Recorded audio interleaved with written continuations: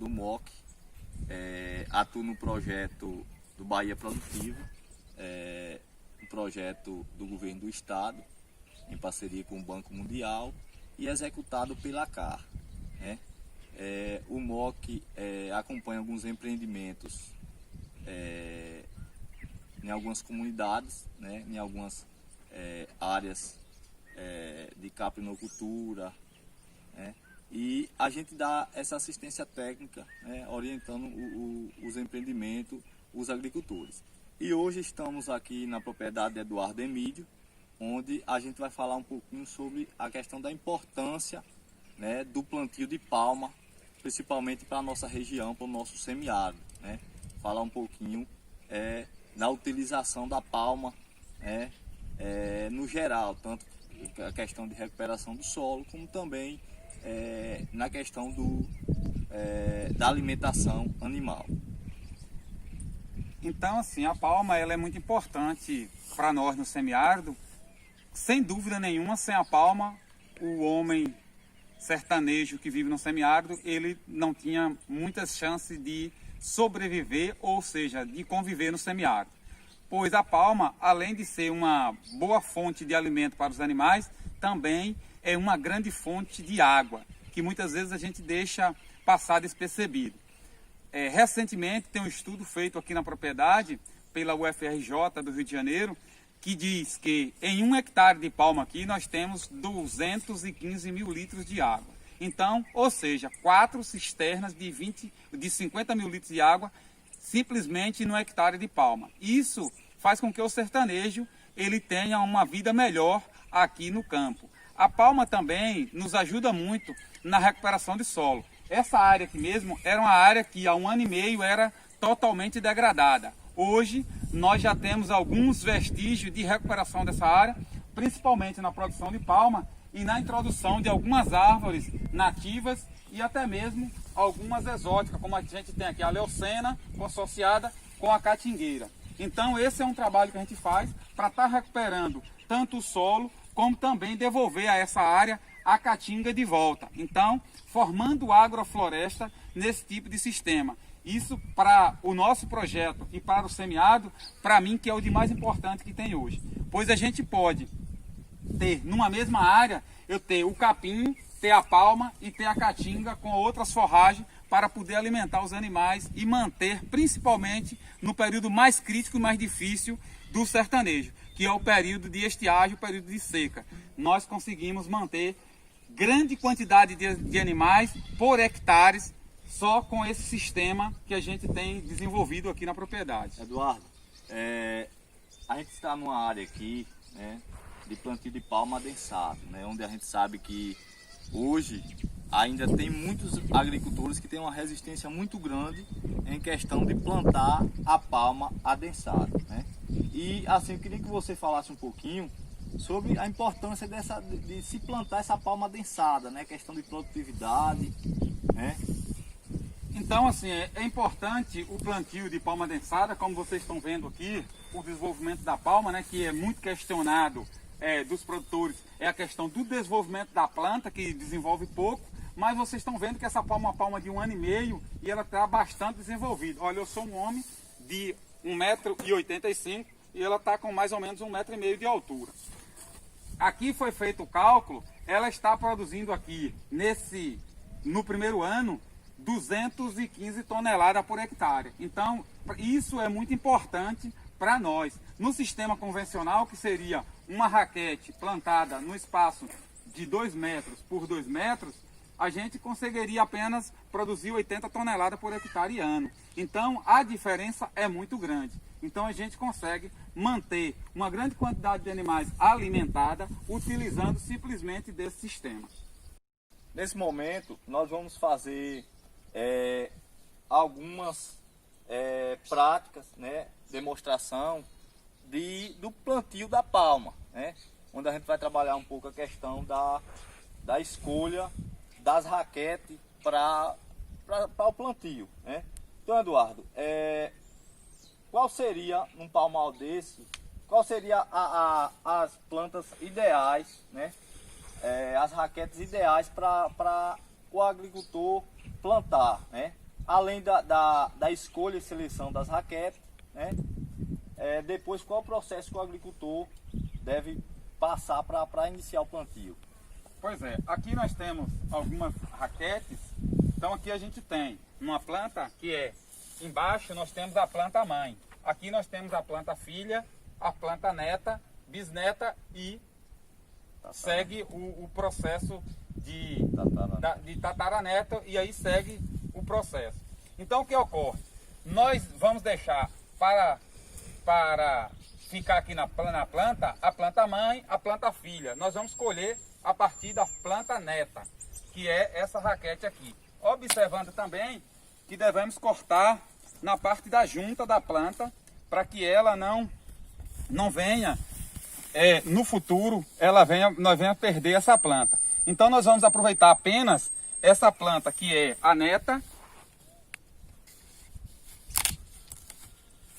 e a bisneta. Essa outra planta aqui, que é a tataraneta, nós vamos eliminar ela, pois ela não é muito boa para ser plantada. Então nós vamos ter essas duas raquetes aqui, que nós vamos plantar para poder formar um novo palmal. E aqui a gente vai ter, com certeza, um grande sucesso plantando dessa forma. São duas raquetes que estão ideal para o plantio, né? Essas duas raquetes. Onde elas têm uma quantidade de energia já boa, ou seja, a planta já está formada e apta a ter uma brotação muito boa, né? Então, Eduardo, a partir desse processo aí, da colheita das raquetes, qual outro ponto que o agricultor ele tem que observar antes de plantar? Além da escolha da raquete, nós devemos estar preparando o solo, né? Abrindo as valas para estar fazendo o plantio dessas raquetes e fazendo posteriormente a adubação. Com isso, nós vamos ter um palmal muito produtivo e também com uma vida bem longa aí dentro da sua propriedade. Eduardo, a gente vê que os agricultores, muitos, cada um fala uma época de plantio de palma, né? A gente queria que você falasse aqui na sua propriedade qual o período, qual a época que você inicia o plantio de palma. Né? Existe uma grande discussão de que nós devemos deixar essa raquete murchar para plantar, ou seja, sarar e cicatrizar esse corte aqui. É possível fazer isso? É bom? Também é bom. Aqui nós fazemos um pouquinho diferente e temos tido um resultado excelente, que é a utilização do plantio da palma, cortando e plantando na mesma hora. Pois a gente aproveita ainda esse líquido, essa água que está saindo da planta aqui, que nos ajuda no enraizamento dessa planta. Nós plantamos principalmente no início das chuvas, ou seja, ou a gente planta no início do inverno ou no início da trovoada, pois a gente aproveita um solo mais frio, um solo úmido para o enraizamento e o desenvolvimento da planta. Se plantar num período muito seco, corremos o risco dessa planta não enraizar e morrer. E quando ela não morre, ela passa de 3 a 4 meses sem enraizar e com isso ela perde desenvolvimento, porque ela só vai desenvolver a partir do enraizamento. Então, plantando no período próximo à chuva ou no período chuvoso, a gente vai ter um enraizamento melhor e com isso uma brotação superior aos outros sistemas. Hoje a gente vê que a maioria dos agricultores, a gente vê o inverso, né? Eles plantam num período seco. Então, já perde essa questão da água, já corta a palma, demora muito tempo para plantar, então a planta ela já perde muita água e eles plantam no período seco que vai iniciar, né, digamos assim, o sol muito quente, e aí acaba maltratando muito, né, a questão do palmal. Com certeza, depois que cicatrizar isso aqui, essa planta só enraiza se ela tiver umidade no solo, se tiver chuva. Se não tiver chuva, ela não enraiza. Com esse sistema da gente cortar na hora e plantar, ela enraiza mesmo no solo seco. Ela consegue enraizar, porque a própria água dela ajuda no enraizamento. E com isso a gente antecipa o desenvolvimento dessa planta. A partir do momento que ela começar a enraizar, ela também começa a brotar. E com isso a gente tem um palmal muito mais desenvolvido do que os palmais plantados no período de seca. Nada não. Nesse momento nós vamos fazer uma demonstração aqui do plantio de palma adensada, né? Onde nós, como vocês estão vendo, um solo desprotegido no solo que não tem nada ainda, e que a gente vai realizar o plantio de palma justamente com o intuito de fazer a recuperação desse solo. Então, cada agricultor utiliza a ferramenta, né, que quiser. Então, nesse momento, a gente está realizando aqui a abertura, que a gente chama do sulco, né, do lugar onde vai ser utilizado o plantio. Então aqui a gente está, depois do sulco aberto, nós vamos fazer o plantio da palma, que é, a gente vai colocar ela dessa forma aqui. Não precisa se preocupar em deixar a palma em pé, basta você colocar ela encostada nas paredes do sulco, e depois a gente vem e cobre essa parte dessas raquetes, e aí ocorre o enraizamento. Aqui nós utilizamos a palma cortada na hora. Por quê? Porque facilita na brotação e no enraizamento das plantas. Uma coisa também, Eduardo, assim, que a gente sabe que tem alguns agricultores que ele não quer plantar a palma assim deitada, né? Uma coisa que também pode estar utilizando é uma vara aí, uma flecha, né, do lado aqui, para se a palma quiser que a palma fique mais em pé, né? Pode também um agricultor estar utilizando isso aí. Existe essa técnica do pessoal utilizar, por exemplo, como se fosse o cabo dessa enxada aqui, para suspender essa palma. Eu não aconselho, porque a palma fica muito frágil quando ela fica em pé. Principalmente essa palma que é a mão de moça, que é uma palma muito pesada. Então quando ela cresce, com o peso dela, e aí ela fica pouco enraizada, a parte muito pequena enraizada, e ela fica em pé, ela tomba muito. Nesse sistema aqui, olha como eu vou mostrar para vocês, a gente cobre praticamente metade da raquete. Então, a palma ela enraiza, mais da metade da raquete da palma, ela fica enraizada. Então, com isso, ela enraizando aqui, essa palma ela levanta, certo? Ela vai ficar em pé aqui, só que ela fica uma dobra embaixo do chão, e aí a palma fica forte por conta do vento. Então, se ventar, mesmo ela estando com solo úmido e ela alta, pesada, ela não tomba. Então é muito importante isso aí também. Uma coisa, Eduardo, também que é importante é a questão do espaçamento, né? Qual é o espaçamento que você utiliza hoje aqui para o plantio da palma, essa palma doce, e também para a palma que a gente chama gigante, né? A gente utiliza na palma doce 1 metro de largura para a palma doce, e utilizamos hoje 1,5 metro para as palmas maiores, como a mão de moça, a gigante, a orelha de elefante. Isso porque nossa propriedade é pequena e a gente faz a colheita desse material de carro de mão. Se a gente for uma propriedade maior, que vá plantar grandes extensões, o que a gente recomenda é plantar com 1,80 para você poder passar com um transporte entre as linhas. Mas nas propriedades pequenas, que a gente precisa de maior produção em uma menor área. Aí com isso a gente diminui esse espaçamento, aumenta a produtividade da nossa propriedade. Lembrando também que os nossos antepassados, eles plantavam da seguinte forma. Vocês estão vendo como está aí. Eu vou fazer só um simulado aqui de como eles plantavam. Mais ou menos, ó, isso aqui dá 2 metros esse cabo de enxada. Então eles plantavam aqui e novamente aqui com 1 metro. Então ficava dessa forma aqui o plantio que os nossos pais, eles plantavam. Então ele chegava aqui e simplesmente colocava uma raquete aqui. Sem esquecer do trabalho da coluna, né? O trabalho, né, de estar colocando esse material dessa forma. Força muito. Então era plantado, antigamente era plantado nesse sistema aqui, que é um espaçamento de 2 metros de distância entre linhas e 1 metro entre plantas. Então esse metro entre plantas, vocês perceberam, ó, que aqui nós plantamos em 2 metros 3 plantas, e aqui em 2 metros nós plantamos 20 plantas. Com isso a gente aumenta a produtividade, principalmente das propriedades pequenas.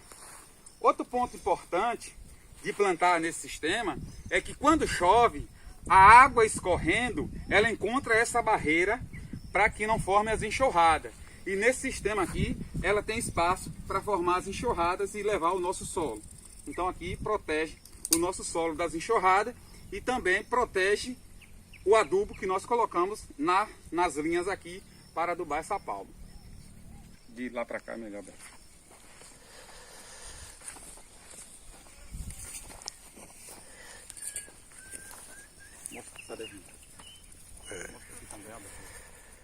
Vou mostrar.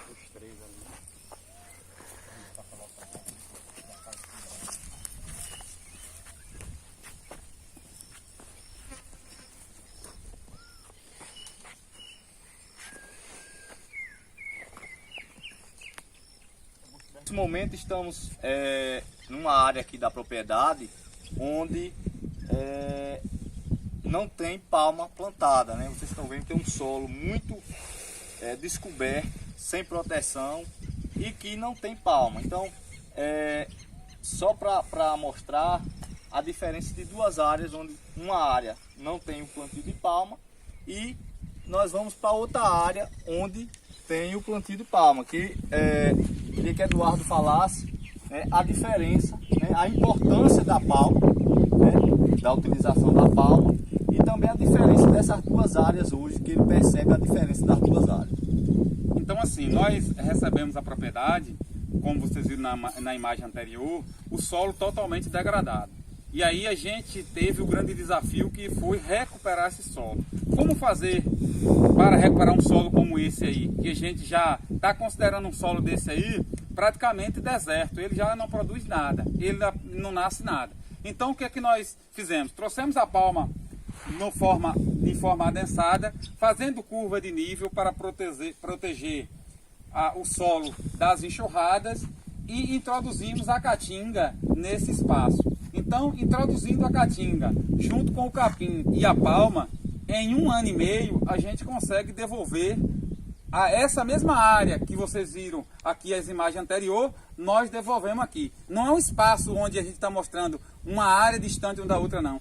Separado simplesmente pela cerca, de um lado e do outro. Onde foi feita a intervenção, utilizando a palma, a caatinga e o capim, e onde ainda não foi feita intervenção nenhuma. Então é um solo totalmente degradado, onde a gente não consegue produzir nada. Então assim, é importante a gente trabalhar utilizando as técnicas que hoje existem para a recuperação de solo e para aumentar a produtividade. Então nós podemos no semiárido aumentar e muito a produtividade sem abrir novas áreas, que as pessoas ainda imaginam que é desmatando o resto de caatinga que tem é que vai aumentar a produtividade. Pelo contrário, é recuperando as áreas degradadas que nós vamos aumentar a produtividade, porque aproveitar também a produtividade que existe já nas matas, nas caatingas existentes, não só na caatinga, mas também nos outros biomas brasileiros que estão também, como a caatinga, sendo devastado, sem observar a importância de cada um para o ser humano que vive nessa terra brasileira. Então assim, aqui dentro dessa área, como vocês já estão vendo, a área que está recuperada, olha como aumenta a nossa produtividade. Aqui nós temos em torno de 215 a 220 toneladas por hectare ano. Temos o capim que vai nos oferecer aqui em torno de 220 fardos com 14 quilos por fardos por hectare ano. E a gente, além de ter mais 70 sacas de material de caatinga que é aproveitado dentro desse espaço também de 1 hectare por ano.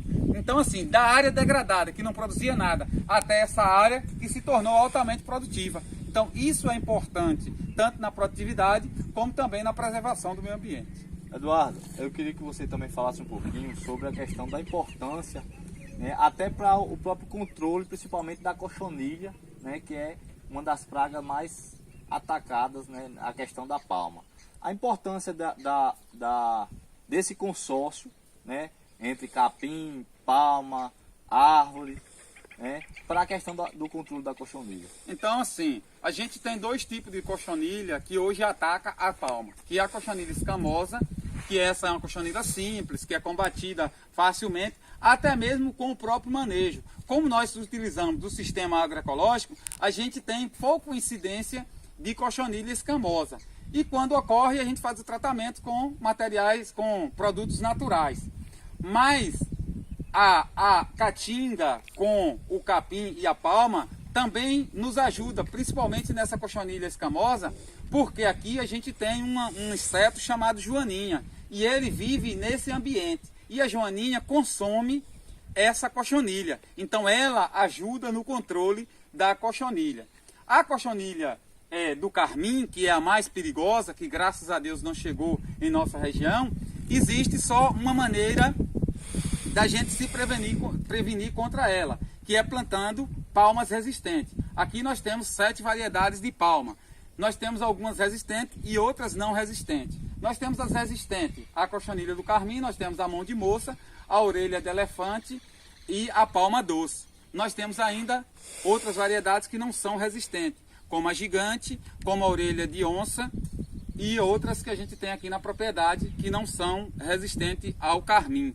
Mas é importante a gente manter esse sistema de agroecologia, um sistema agroecológico, para a gente poder alimentar os nossos animais. Uma coisa importante que hoje na nossa propriedade aqui, a gente consegue manter 4 vezes mais unidade de animais, na média aqui, são 4 vezes mais do que a média nacional. E olha que a gente está no semiárido brasileiro e não numa região de subúmido, uma região chuvosa. É uma região que chove pouco mais de 300 milímetros de média por ano, com 180 milímetros. Além do uso da palma na recuperação do solo, para recuperar áreas degradadas, que é muito importante para o semiárido, a gente tem também o uso da palma forrageira na alimentação animal. E a gente queria que Eduardo falasse um pouquinho sobre o uso da palma forrageira aqui na alimentação dos animais dele, né? Eu queria também que ele falasse um pouquinho sobre a questão da diferença, né, da palma para o mandacaru, que são 2 plantas muito fortemente aqui no nosso semiárido, né? Já que muita gente não gosta de plantar palma justamente porque tem o mandacaru. E a palma é importante na alimentação dos animais. E uma coisa importante que a gente deve estar falando é que a palma não deve ser fornecida aos animais única e exclusivamente no período de estiagem, e sim o ano inteiro, pois o animal necessita de uma grande fonte de energia durante todo o ano. E a palma é uma das ótimas fontes de energia que nós temos. Além da água que ela contém, para isso, essa água é importante, tanto a energia como a água, para aumentar a produção de leite. Então, para produzir leite, é necessário utilizar a palma o ano inteiro, e não unicamente no período de estiagem, como a maioria dos produtores fazem. A diferença da palma e do mandacaru está exatamente na digestibilidade. Qual o problema que a gente tem com o mandacaru? Porque o mandacaru tem baixa digestibilidade, ele tem muita lignina, tem muita madeira no seu caule. E por isso, ao fornecer os animais ficam com o rumo cheio por muito tempo e com isso não faz a digestibilidade para a conversão de leite ou de carne. E a palma não, tem rápida digestibilidade, com isso é importante, pois a gente precisa de rápida digestibilidade para transformar esse material consumido em leite e em carne. E a fonte limpa de água que temos aqui na palma.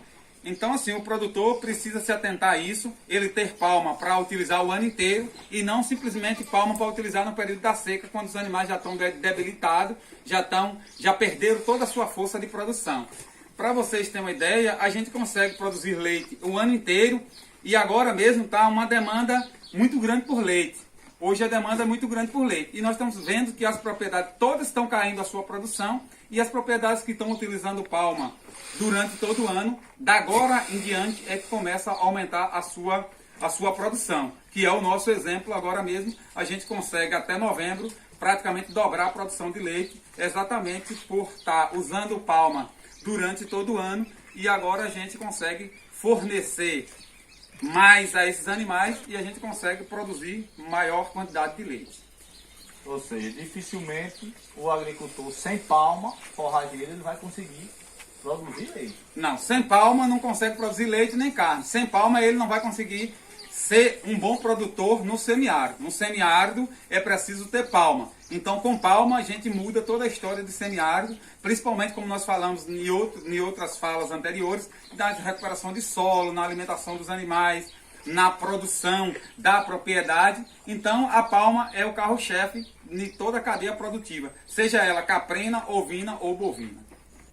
Então, mais um vídeo realizado, né, na propriedade, onde mostramos alguns pontos primordiais na questão do plantio de palma, como o uso da recuperação do solo, né, na alimentação animal, na produção de alimentos. E assim, a gente pede aos ACR, aos dirigentes dos empreendimentos, que repasse, né, essas orientações, essas informações, e que chegue para os agricultores, para que ele possa também começar a fazer essas práticas, né? Porque a partir do momento que ele começa a realizar essas práticas, eles começam a recuperar o solo deles, né? E eles vão aumentar a produtividade deles, principalmente de leite ou de carne, né? Seja qual for a cadeia que o agricultor ele produza. Então, assim, é muito importante isso, né? O uso da palma forrageira, que a gente acredita que é uma cultura que o semiárido necessita, né? Sem a palma forrageira no semiárido, dificilmente o agricultor irá sustentar sua cadeia, sua propriedade.